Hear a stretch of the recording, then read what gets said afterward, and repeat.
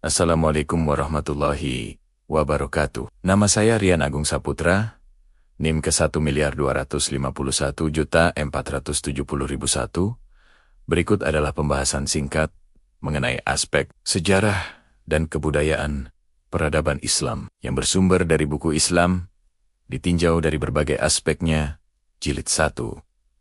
Karya Harun Nasution. Sejarah peradaban Islam yang dimulai dengan hijrah Nabi Muhammad SAW ke Madinah pada tahun 622 M merupakan sebuah perjalanan panjang yang terbagi dalam 3 periode besar: klasik, pertengahan, dan modern. Fondasi peradaban ini diletakkan pada era Khulafa al-Rashidin, di mana setelah konsolidasi internal melalui Perang Riddah oleh Abu Bakar, ekspansi besar-besaran terjadi di masa Umar ibn al-Khattab. Dalam waktu singkat, wilayah kekuasaan Islam meluas hingga mencakup Suriah, Mesir, Irak, dan Persia. Kecepatan ekspansi ini didorong oleh beberapa faktor, antara lain lemahnya kekaisaran Bizantium dan Persia, semangat juang umat Islam, serta kebijakan toleran yang tidak memaksa penduduk taklukan untuk masuk Islam, melainkan hanya mewajibkan pembayaran jizyah. Periode klasik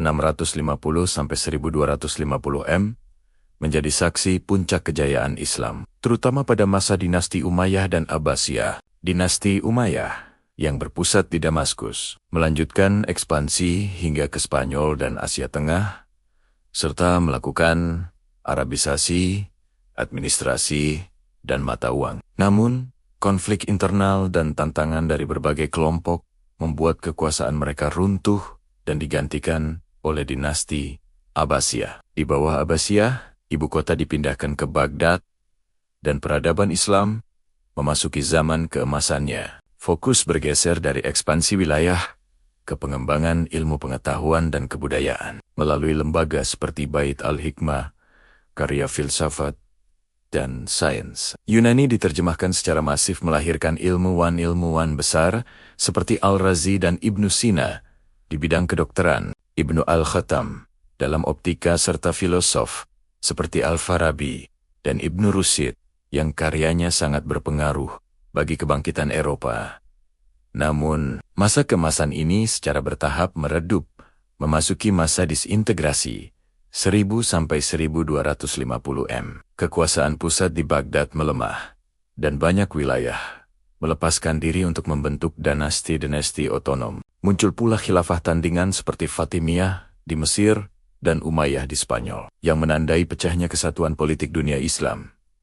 Situasi ini diperparah oleh ancaman eksternal, yaitu Perang Salib, yang dilancarkan oleh umat Kristen Eropa untuk merebut Palestina. Puncak dari kemunduran ini terjadi pada periode pertengahan 1250 sampai 1800 M yang diawali dengan invasi bangsa Mongol. Penghancuran Baghdad oleh Hulagu Khan pada tahun 1258 tidak hanya mengakhiri khilafah Abbasiyah secara formal, tetapi juga meluluhlantakkan pusat peradaban Islam.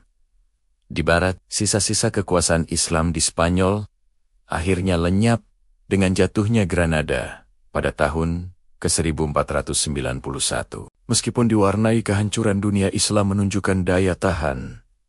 Dengan bangkitnya 3 kerajaan besar pada abad ke-16, Kerajaan Utsmani di Turki yang menaklukkan Konstantinopel, Kerajaan Safawi di Persia yang mengukuhkan identitas Syah dan Kerajaan Mughal di India yang meninggalkan warisan arsitektur megah seperti Taj Mahal. Ketiga imperium ini menandai kemajuan Islam kedua dalam bidang politik dan militer, namun gagal membangkitkan kembali tradisi keilmuan seperti di zaman Abbasiyah. Memasuki abad ke-18, ketiga kerajaan ini mulai mengalami kemunduran akibat konflik internal dan semakin tertinggal dari Eropa yang mengalami revolusi industri dan kemajuan pesat. Titik balik yang menyadarkan dunia Islam akan ketertinggalannya adalah invasi Napoleon Bonaparte ke Mesir pada tahun ke-1798.